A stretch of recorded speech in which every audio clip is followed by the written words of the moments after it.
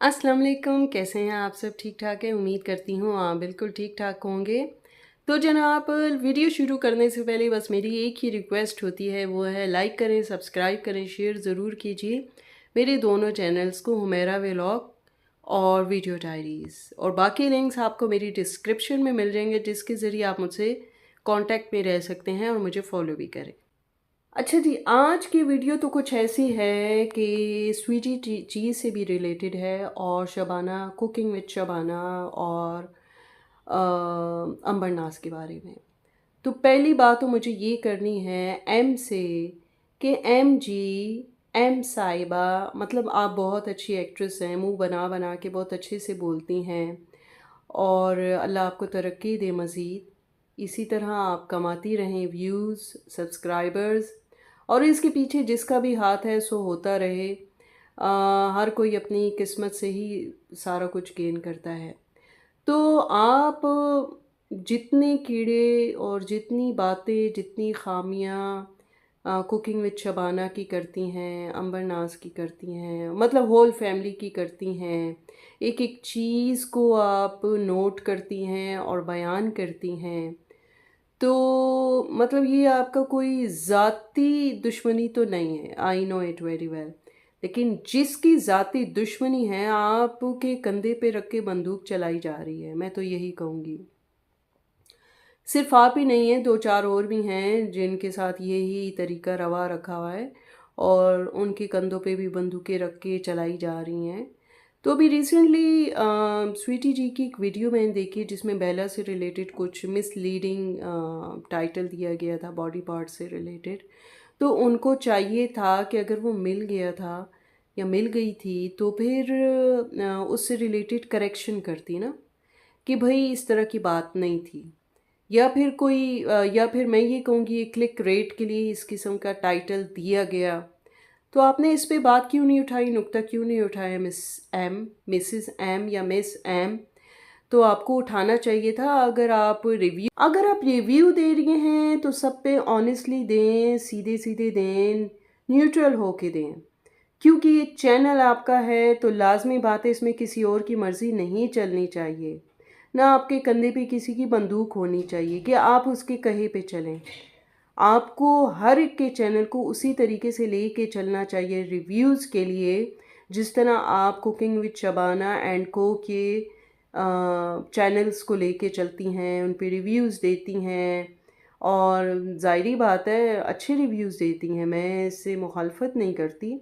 लेकिन बात वही आ जाती है कि आपको स्वीटी जी से रिलेटेड भी रिव्यूज़ इसी किस्म के देने चाहिए, न्यूट्रल होके, बग़ैर किसी ज़ाती मफाद के। और फेवरेटिज़्म तो कहीं भी नहीं बनता।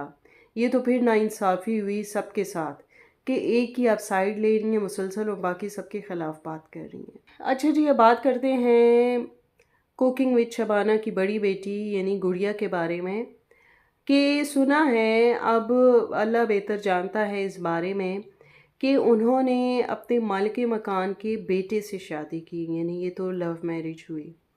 और मतलब सास के साथ कुछ ख़ास अच्छा रवैया नहीं था, बहुत तंग करके रखा हुआ था।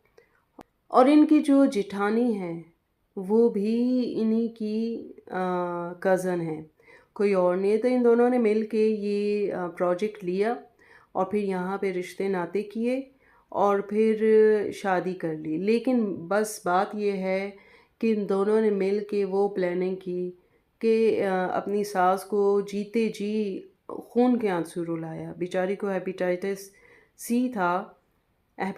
था, लेकिन वही बात है कि जो खिदमत की वो सबसे बड़ी वाली बहू ने की, और इन दोनों ने तो उसको यकीन माने इस लेवल तक ले आई थी कि इनकी सास कहती थी कि अल्लाह किसी दुश्मन को भी ऐसी बहुएं ना दे जो मुझे मिली हैं, यानी बड़ी वाली को छोड़ के, जिन्होंने बेहद खिदमत की इनकी। और ये मैं कहे की बात नहीं है, मुझे किसी ने डीएम किया था इंस्टा पे, जिसके बिहाफ पे मैं ऐसी बात कर रही हूँ। उन्होंने कहा कि भाई मेरा नाम आगे नहीं आना चाहिए, आप सीग़ा रास में रखें। तो इसी बिहाफ पे मैं ये बात कर रही हूँ, और ज़ाहिरी बात है वो आपके रिलेटिव्स ही हैं जो इतना क्लोज़ली आपके सीक्रेट को जानते हैं और अब आगे डिस्क्लोज़ किया है। तो ख़ैर जो भी है, लेकिन मेरे ख़्याल से इतना इस्लाम इस्लाम इस्लाम करना और फिर पीछे से इस तरह की बात करना, यकीन माने मुझे बहुत अफ़सोस हुआ।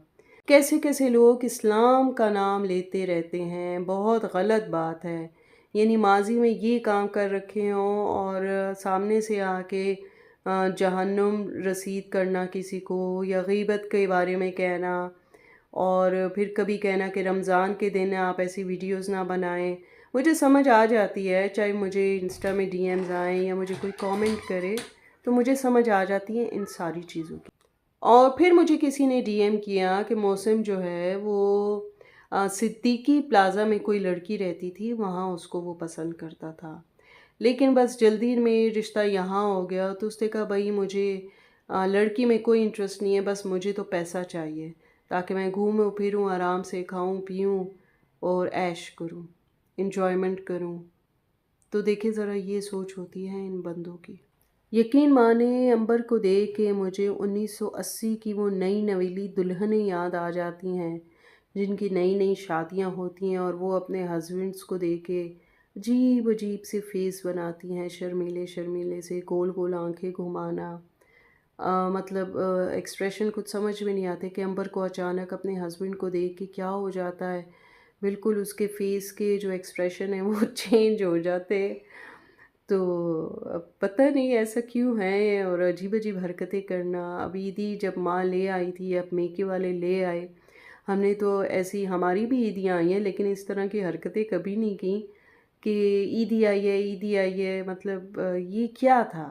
इतने मैच्योर होने के बाद इमैच्योर हरकतें। और हद तो ये है कि माँ ने कभी इसको घर में भी ऐसी हरकतों पे नहीं रोका। अगर रोका होता तो आज ये सिचुएशन ना होती।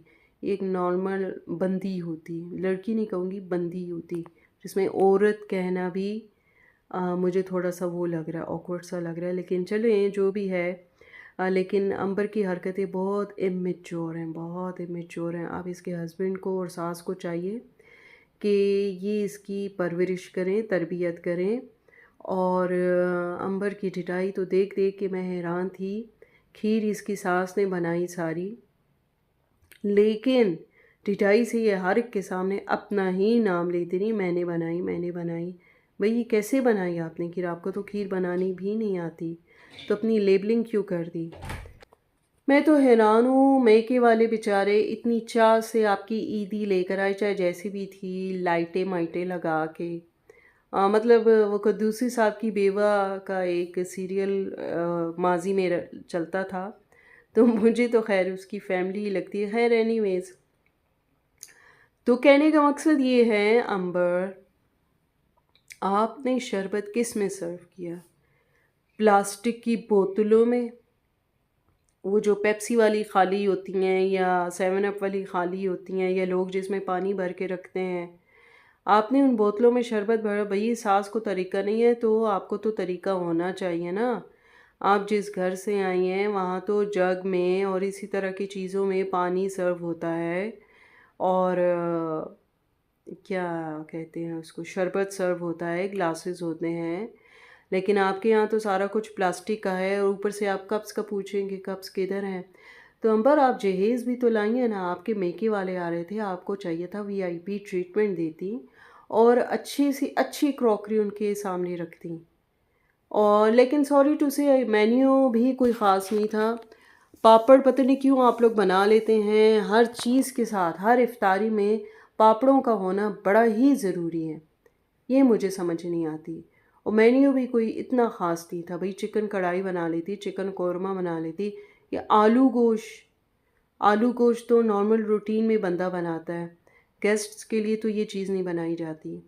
कोई चिकन रोस्ट रखते, कुछ इस तरह की चीज़ें रखते। माशाल्लाह पैसा तो है ना, या नहीं है? एवरेज तो नहीं है आप लोग?